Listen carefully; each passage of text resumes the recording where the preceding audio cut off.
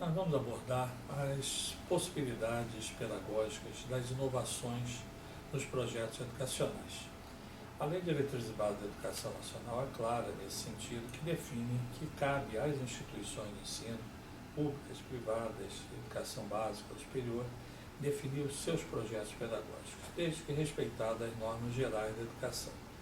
Óbvio que nós temos uma Lei de Diretrizes e Bases, que é a Carta Magna da Educação Brasileira, que estabelece esses princípios logo no início, quando define as atribuições do estabelecimento de ensino, dos educadores, do poder público, define qual é a competência e deixa claro que as escolas têm a liberdade de definir os seus projetos pedagógicos. Isso tem sido, inclusive, bastante evidenciado até por decisões do Judiciário, porque não cabe ao poder público interferir na forma de você desenvolver o seu projeto. Você pode realizá-lo no modelo mais tradicional ou com inovações. E a inovação é a palavra essencialmente importante nesse momento. Nós temos a certeza que os projetos tradicionais, eles funcionam muito bem. Nós tínhamos no passado, bem antes da Lei de Diretrizes e Bases da Educação Nacional atual, nós tínhamos os currículos mínimos. E esses currículos mínimos eram definidos pelo ensino superior através do Conselho Federal de Educação. Os currículos mínimos acabavam sendo, na realidade, os currículos máximos, porque era tanta coisa que não se conseguia fazer mais do que aquilo que era considerado como mínimo.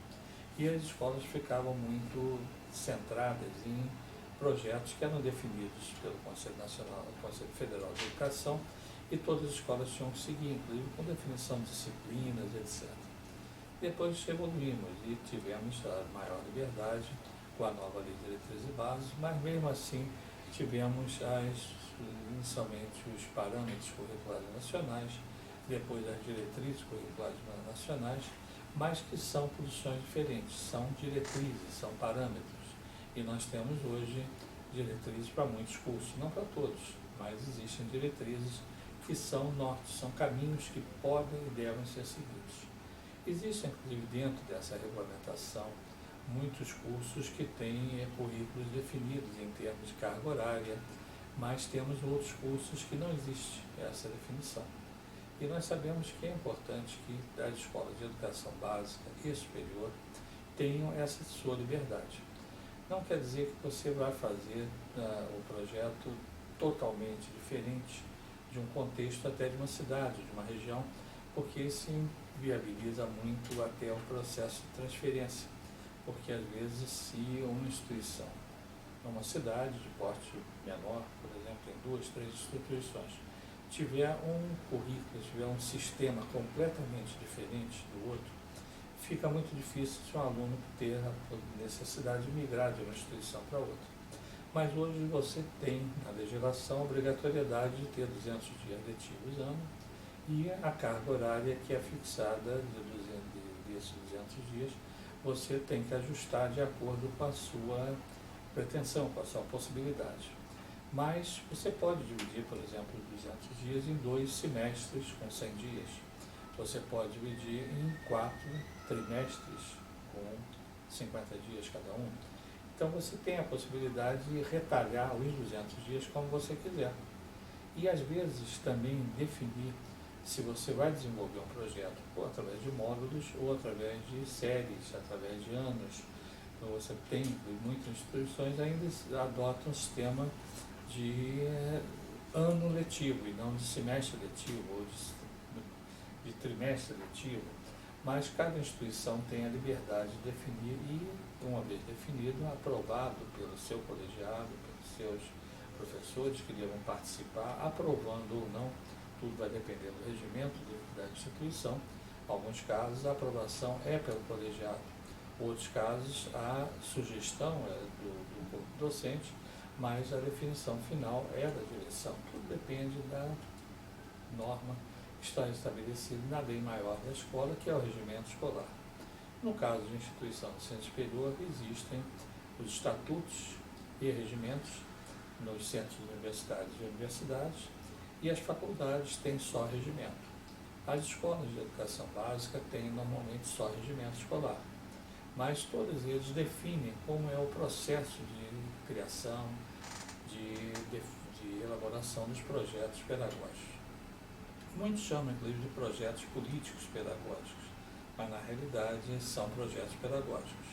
São os projetos, o político envolve normalmente mais as escolas públicas, mas o termo não é exigido, não é padronizado.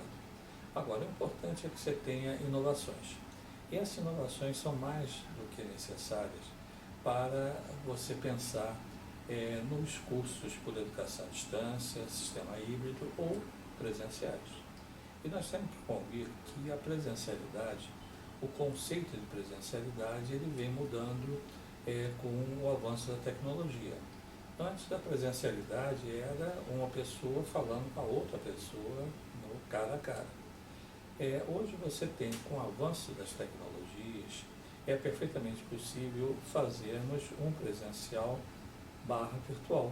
Nós estamos tendo, inclusive, mudanças na própria legislação de muitos países, permitindo que o ensino seja totalmente à distância, sem momentos presenciais. No Brasil ainda há, com exceção dessa excepcionalidade devido à pandemia, mas os projetos são parcialmente à distância, tendo que ter alguns momentos presenciais. Mas é necessário, isso está sendo estudado, inclusive, no sentido de uma mudança do conceito de presença. E por quê? Nós já temos, por exemplo, na medicina, a telemedicina funciona muito bem. Consultas online, operações online, definições de muitos trabalhos feitos no campo com o uso das tecnologias. Na área jurídica, avançamos muito, inclusive temos hoje a mudança da legislação permitindo os telejulgamentos.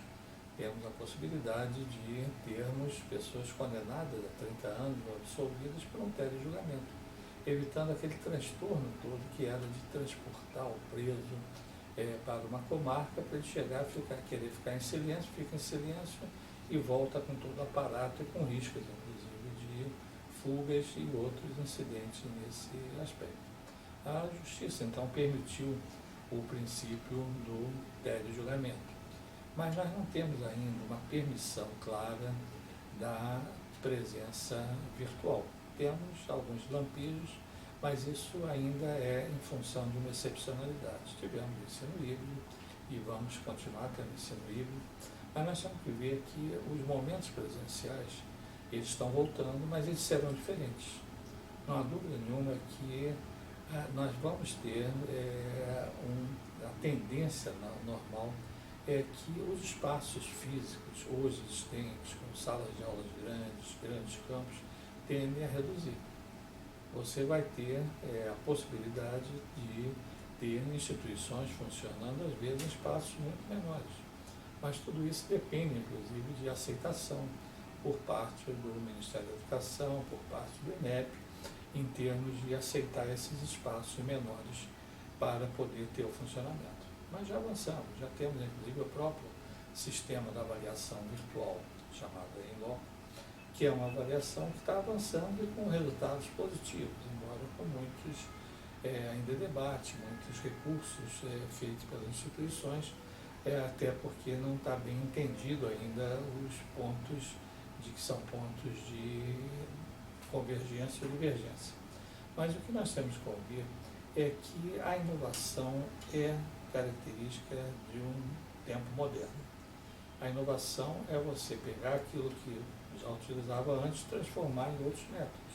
E esses métodos de transformação dos projetos pedagógicos, eles devem existir com mais liberdade.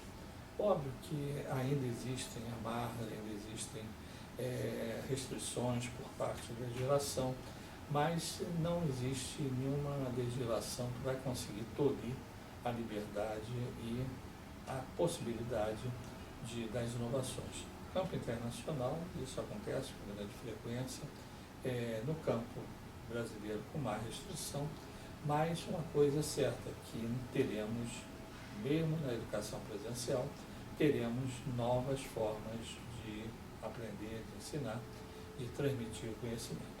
Então, essas são algumas reflexões sobre a necessidade das inovações e essa liberdade que a legislação dá para as instituições poderem desenvolver os seus projetos dentro de aspectos com competência, com sabedoria, mas tendo um núcleo docente estruturantes ou não, mas tendo a possibilidade de inovação com critérios regionalmente definidos, com aproveitamento de estudos, aproveitamento de competência, aproveitamento de saberes, são coisas que vieram para ficar sendo respaldado pelas instituições.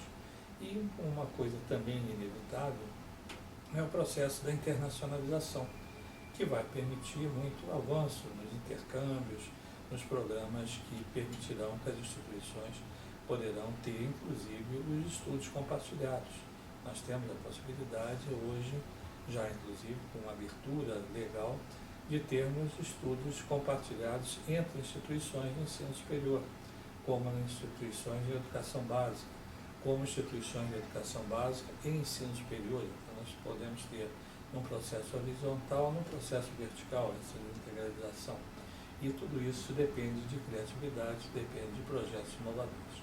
Então, nós encerramos assim essa nossa conversa com vocês, esse nosso diálogo, permitindo que possam as instituições pensar fortemente nas inovações. Inovem, tenham liberdade, assumam essa com coragem, porque a liberdade tem sempre um outro aspecto, que é o medo da liberdade.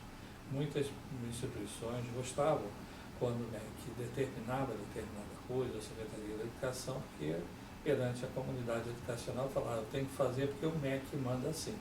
Hoje o MEC não manda, mas quem manda são vocês. O MEC, a Secretaria da Educação, pode no máximo recomendar, avaliar, mas ele não pode impor nenhuma diferenciação no projeto de cada instituição. Ele pode até vir num processo de avaliação, entender que não era aquilo correto e dar uma atribuição, uma nota menor, a qual cabe recurso.